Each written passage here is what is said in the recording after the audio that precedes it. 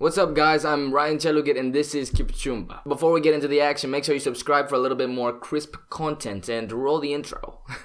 I'm Ryan Chelugit, delegate of American pride, born to foreign. So I've been blessed enough to get accepted into some of the top universities in America and almost all of the schools that I applied to. Oh, that sounds like I'm bragging. But yeah, I got into these schools. But my number one, which was Stanford, didn't like me as much as the other ones. I got waitlisted. Oh, okay. So I went on the next best option financially, which was Yale. But Stanford was still in the back of my mind. So I said yes to the waitlist offer, which typically has an admissions rate of 1%. But with this season, everything else going on, I knew it was going to be a lot higher than that. But I started losing hope as the months went by. The first round of waitlist admits went by, I wasn't there. The second round went by, I wasn't there. And then 2 months after that, and 4 months after I saw that I was waitlisted for the first time, I was accepted to Stanford on August 5th, like 9 days ago.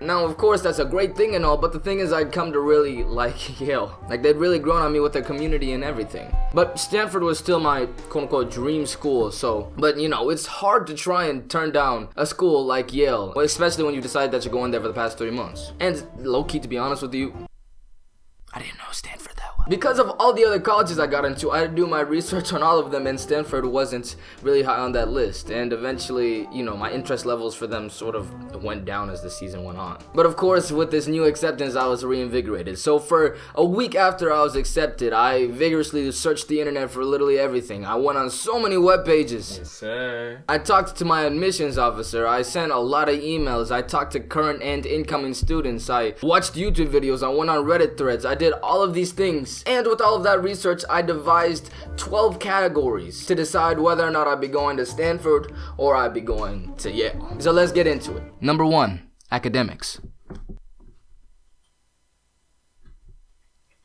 Number 2, reaction factor. Now this was something that's a little hard to gauge. Now of course I was excited with being able to go to both schools like Yale. My reaction was pretty cold for that one, I'm not gonna lie. Yes, sir. Let's get it.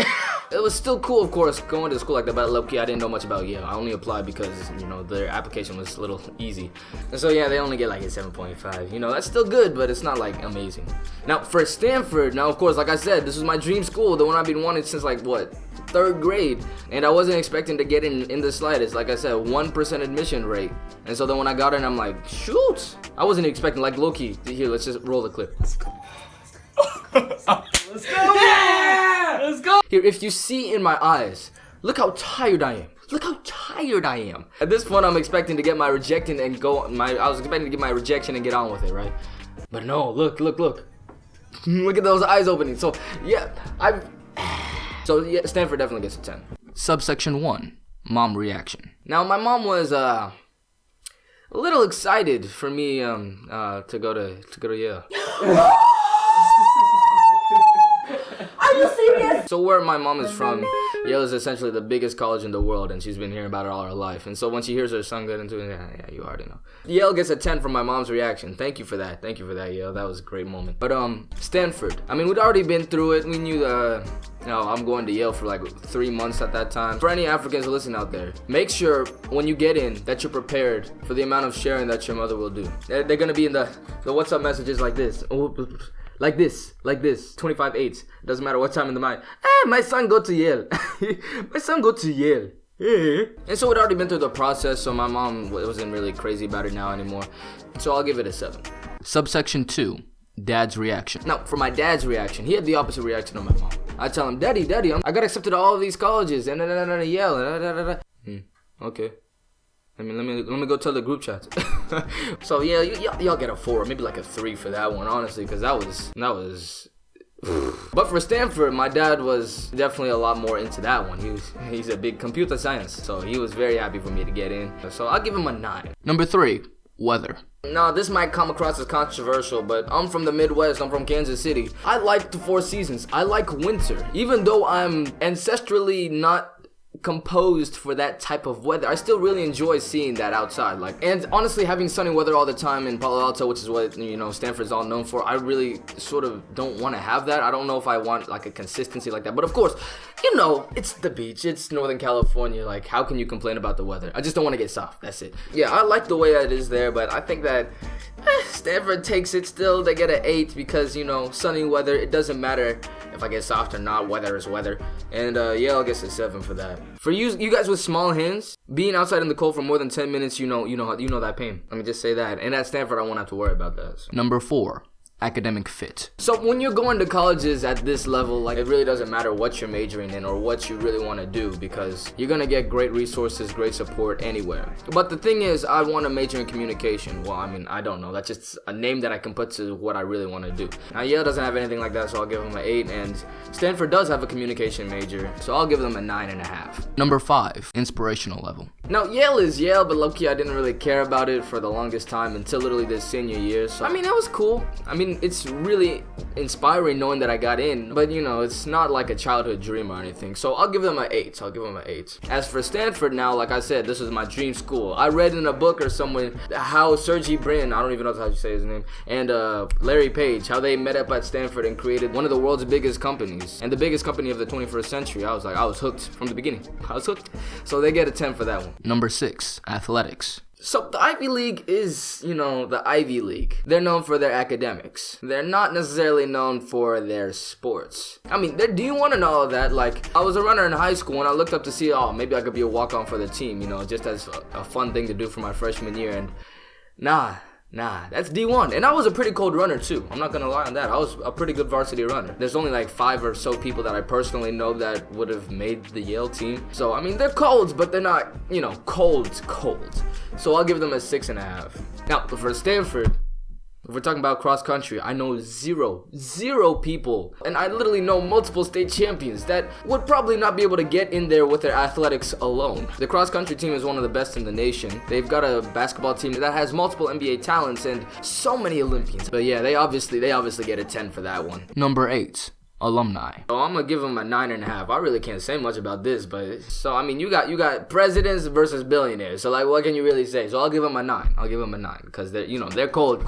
They going stupid in that department. Number 7. Previous investment. So of course Yale, I've been accepted already, so they'd already flourished me with all of these kind words and great thoughts and emails and everything. They hooked me up with a free HBO account, all of this stuff, Wall Street Journal. They were really nice about it. So I'm definitely giving them a 10 for that one. But Stanford, here guys, let me show you something. This is most of the things that the colleges, of course, trying to entice me to go there, gave me. Hold on, give me a second.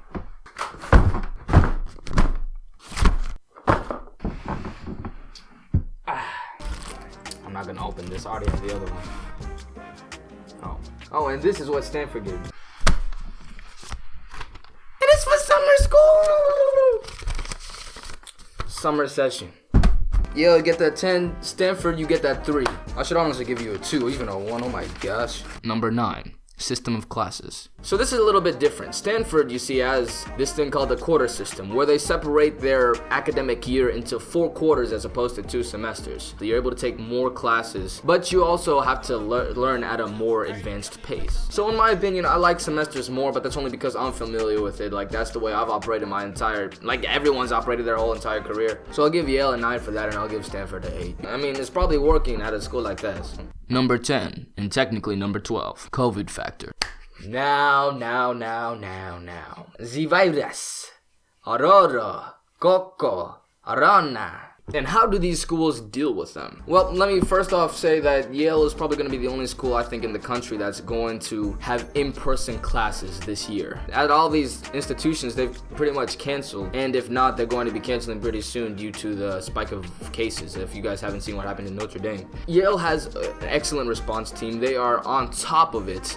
They have a very well-detailed plan. They are ready to fight this virus. They're in New Haven, the lowest per capita COVID cases in the country. They're gonna be alright, so I definitely give them a 9 for that. They're almost certainly going to finish the year, in my opinion. Now, listen, if you guys weren't paying attention, Stanford was actually winning all the way up until this last category, the COVID factor. I was seriously considering Stanford before their announcements on the 14th, when they said they're not bringing back freshmen and whatever else in person. And in the county where Stanford is, their cases are rising exponentially. They're going way up. And whereas in the Northeast, I mean, they're basically almost done with the virus. They already had their spike in April, but now in May it's different. I mean, Stanford, of course, it's not their fault, but they're not allowing incoming freshmen back for the fall, whereas in Yale they are. And they said they might bring us back for the winter, but That's probably cap. I'm just saying. Okay, now the scores are now tallied up and... Oh, looks like we have a tie. Well, good thing I had something in preparation for that. Alright, this is what's gonna decide it. Okay, I knew if the point tables came to the same, then I'll just flip a coin. But we'll do this virtually, so... Where am I gonna go? Where am I gonna go?